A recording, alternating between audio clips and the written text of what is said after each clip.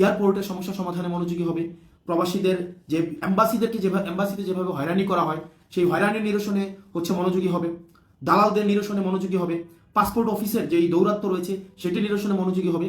অর্থাৎ আপনার যে অধিকার সেটি বুঝে পেতে হলেও আপনার ভোটটি আপনি প্রদান করুন, যে মার্কায় ইচ্ছা সে মার্কায় প্রদান করুন। কারণ কিছুক্ষণ আগে আমি একটি বিজ্ঞপ্তি হাতে পেয়েছি, সেটি হচ্ছে প্রবাসী ভোটার যারা রয়েছে বিশ্বের বিভিন্ন প্রান্তে, বাংলাদেশ থেকে প্রতি বছর একটা উল্লেখযোগ্য সংখ্যক মানুষ বিদেশে যায়, বাংলাদেশ ছাড়া বিভিন্ন দেশে, বিশেষ করে মধ্যপ্রাচ্য, ইউরোপ, ইউএসএ, তারপর হচ্ছে অস্ট্রেলিয়া, পৃথিবীর বিভিন্ন প্রান্তে বাংলাদেশের মানুষ জীবিকার তাগিদে যায় অথবা ভালো একটা জীবনের সংস্থানে তারা বিদেশে যায়।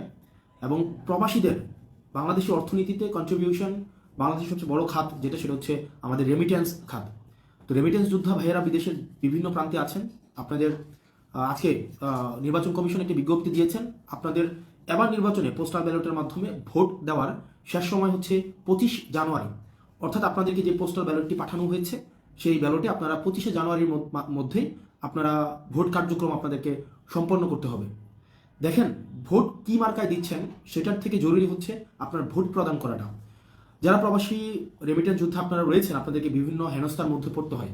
আপনি যখন ভিসার জন্য, আমি যেহেতু একজন রেমিটেন্স যোদ্ধার সন্তান, আমার বাবা দীর্ঘ 22 বছরের বেশি সময় বিদেশে ছিলেন, উনি মধ্যপ্রাচ্যে মূলত ছিলেন, উনি সৌদি, দুবাই, ওমান উনি ছিলেন দীর্ঘ অনেক বছর। অর্থাৎ আমি কুমিল্লা অঞ্চল একটা রেমিটেন্স যোদ্ধা অধ্যুষিত একটা এলাকার সন্তান। আমি দেখেছি আমার বাবা চাচারা বা যারা বিদেশে থাকেন তারা যখন বিদেশে যাওয়ার জন্য পাসপোর্ট করতে যান, পাসপোর্ট করার সময় থেকে তাদের দুর্ভোগ শুরু হয়। পাসপোর্ট অফিসে দালালি, তারপর হচ্ছে ভিসা যখন তারা কিনতে যায় সেই জায়গায় তাদের প্রতারণার শিকার হতে হয়। নর্মালি ভিসার দাম থাকে 2 লাখ টাকা, 1.5 লাখ টাকা বা সরকারি মূল্য, অথবা যেই এজেন্সির যে মূল্য থাকে সেটা থেকে দালালরা উচ্চ মূল্য নিয়ে থাকে, 5 গুণ 10 গুণের বেশি মূল্য নিয়ে থাকে ভিসার মূল্য। তারপরে যে অর্থ দিয়ে তারা যেই চুক্তিতে তারা বিদেশে যায়, যে কাজের কথা বলে তাদেরকে বিদেশে নিয়ে যাওয়া হয়, দেখা যায় অধিকাংশ ক্ষেত্রে সেই কাজ দেওয়া হয় না, অথবা যে বেতন বলে বিদেশে নিয়ে যাওয়া হয় অধিকাংশ ক্ষেত্রেই তাদেরকে সেই বেতনটি তাদেরকে দেওয়া হয় না। এবং ভাষা না শিখে যাওয়ার কারণে তাদেরকে দুর্ভোগে পড়তে হয়, কাজ শিখে না যাওয়ার কারণে তাদেরকে দুর্ভোগে পড়তে হয়। এর সাথে যুক্ত হয় এম্বাসির অসহযোগিতা এবং এয়ারপোর্টের হয়রানি হেনস্থা তো আছেই।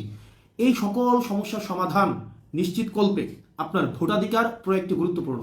কারণ যখন যে সরকারি ক্ষমতায় আসুক না কেন পরবর্তীতে, সেই সরকার যখন অনুধাবন করবে যে আগামী বছর আমাকে ক্ষমতায় আসার জন্য এই ব্যালট, প্রবাসীদের ভোট আমার ক্ষমতায় আসার জন্য একটি গুরুত্বপূর্ণ ভূমিকা রাখবে, তখন প্রবাসীদের সমস্যা সমাধানের ক্ষেত্রে তারা আরও বেশি মনোযোগী হবে, এয়ারপোর্টের সমস্যা সমাধানে মনোযোগী হবে, প্রবাসীদের যে এম্বাসিতে যেভাবে হয়রানি করা হয় সেই হয়রানির নিরসনে মনোযোগী হবে, দালালদের নিরসনে মনোযোগী হবে, পাসপোর্ট অফিসের যেই দৌরাত্ম্য রয়েছে সেটি নিরসনে মনোযোগী হবে।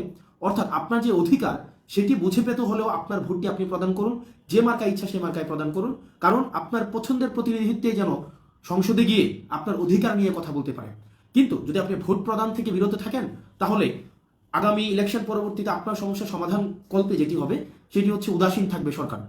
এখন আমরা বিশ্বাস করতে চাই জুলাই গণঅভ্যুত্থানে প্রবাসীদের যেই ভূমিকা ছিল, রেমিটেন্স শাটডাউনের মধ্য দিয়ে এই অভ্যুত্থানে তাদের সরাসরি অংশগ্রহণ ছিল, ঠিক একইভাবে স্বাধীনতা পরবর্তী সময় এখনো পর্যন্ত রেমিটেন্স আমাদের অর্থনীতির একটা অন্যতম কাঠামো শক্তি হলেও এখনো পর্যন্ত প্রবাসীদের দুর্ভোগ লাঘবে সরকার এখনো পর্যন্ত দৃশ্যমান কোনো পদক্ষেপ নেয়নি। সেটি নেওয়ার জন্য আমরা বিশ্বাস করি ক্ষমতায় আপনাদের অংশগ্রহণ প্রয়োজন। ক্ষমতায় আপনাদের অংশগ্রহণের জন্য আপনাদেরকে অবশ্যই আপনার ভোটাধিকার আপনি প্রয়োগ করুন, যাতে করে আপনার পরবর্তীতে যেই ক্ষমতায় আসুক না কেন, যেই সরকার গঠন করুক না কেন, যাতে করে আপনার ভোটের কথা মাথায় রেখে তারা যেন নীতি নির্ধারণ করে। আমরা চাই